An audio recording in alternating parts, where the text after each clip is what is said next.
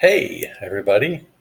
I am Sterling, and you are learning American English with Sterling. And I bet you were all on the edges of your seats waiting for part two of this video. It's really hot in the house, and I had to put a shirt on to make this video. And I hope you appreciate that. That's why I'm wearing these headphones, because I'm not using my table microphone, so I can let a little air blow past me. But here finally is the dialogue for showing you that you only need to master three major verbs to be able to express yourself in every possible tense of verbs, both positively and negatively. That is to ask questions and make statements, positive and negative, in every possible verb tense in English. But well, wait, you do need more. I do think so. I just realized that there are two more auxiliary verbs that you have to understand. So, okay, maybe it's like 3.5, maybe 3 3/4 verbs, but not really important. It's just I want to show you how simple it is. So, you're probably wondering, what are those vital verbs? Those very important verbs. They are all the forms of to be, to do, and to have. And of course, like I just said, I forgot to tell you that you also need two auxiliary verbs. You need the verb to go for the going to future tense, and the auxiliary verb will for the other future tense, and for some other tenses whose names I can't remember. Okay, I did forget about those, but it's all easy. It really doesn't matter. That's not very much that you have to learn to be able to master all these verb tenses. Believe it or not, there are 16 verb tenses in English. And in Spanish, I think you could say there are 17, maybe a couple more that are based on that extra one in Spanish. And their names are not important. You might be asking, what are the names of all these verb tenses? Not important. What's important is that you know exactly how to say what you want to say. There's no need to analyze it to death, and there's no need to label all these forms. You only need to know how to express yourself and to know what you mean when you use a certain form. The names of the verb tenses are not important. This is a problem I have with some of the texts we use to teach English in a formal setting. The names of these verb tenses don't matter. You only need to know how to choose your words to know what you want to say. And if you already know how to say what you want to say in Spanish, and if you already know the word patterns to use in Spanish, then really you only need to learn the forms of how to say the same expressions in English. And they're very consistent. Every verb form has an equal, in Spanish and English, an equivalent structure. And I don't think you actually need to understand or think about what the verb tenses actually mean if you already know what you're trying to say. Because the thing is, you know without knowing that you know. And of course, if you want to study the verb tenses and what they actually mean, that's okay. That will probably help you. And I am going to talk about that as we go through it. But their names are not important. One by one in other videos, we'll go through them, and that will help you. That is going to help you. But don't get hung up on the names. Don't worry about the names. Don't think about the names, because actually you already understand without knowing that you already understand if you already can speak Spanish. You already know the verb tenses. You just need to learn their equivalents.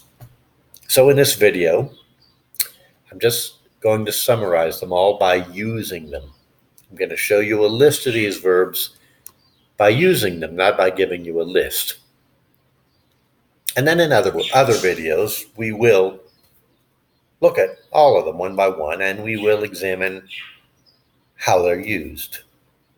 But once again, the important point is that you can learn what are the equivalent forms, the equivalent patterns of words that you use to express the same ideas in both languages. So in this video, I'm going to use all of the verb tenses. And in the course of this video, you're going to hear them all. And you're not going to hear me explain their meanings in English. And I hope that you didn't think I'd be taking the time to do that, because it's not necessary, and we don't have to do that in order for you to understand. The fact is that already you've heard 3 of these verb tenses, and you've heard some of their forms in the negative. There's one more. If you've been working hard, then you won't have any trouble understanding anything I'm going to say in the rest of the video. There's 2 more. You would just listen to all of this and have no trouble understanding it all. There's another one. Will you be able to do that? If you aren't able to do that, when you finally can, I know that you will have been working very hard at learning English. There's another one. And if you had already done this, there's another one, you probably would not have been needing to listen to this. There's another one. You already would have been there, finished. There's another one. But maybe you haven't done this. In that case, you will be studying more. There's another one. And after you study enough and after you practice enough, you will have reached the point of speaking like a native. There's another one. But maybe you're studying now. There's another one. And if you are, congratulations, because I understand it was a lot like this for me when I was first trying to express myself in Spanish. So you will figure out that you just have to practice and listen, and you have to listen a lot. So there, you see, we just used all 16 possible tenses of verbs in the English language. And if you understood me, great. If you understood everything I've said in this video, then stop studying grammar. If you understand everything I said in this video, then that proves that you already know all of the verb forms you need to know to speak conversational English. It's grammar, the rules of grammar, that can get in your way. Now, just go listen. And I mean listen. Listen. Find something that you'd like to listen to on YouTube, like a documentary about something that you're interested in, and watch it in English. And watch it with subtitles in English. Read the subtitles as you're watching. Watch the same video repeated times, maybe 15, 20 times. But this way, you're going to hear all of the forms in use, all of the verb forms. You'll hear them used. And when you hear them in use enough times, the way you use them is going to be recorded in your subconscious mind.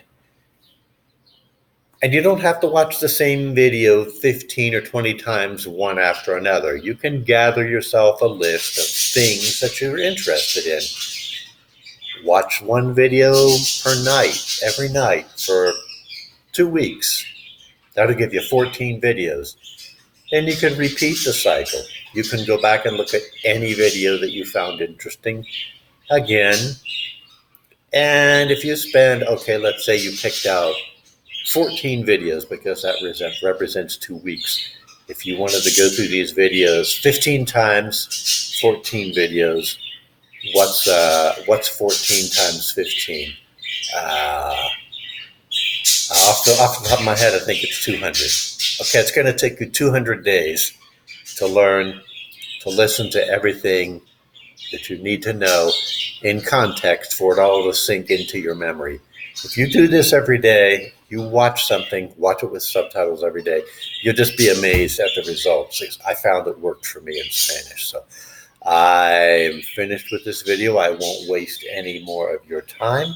Thank you for watching, and I'll see you next time around.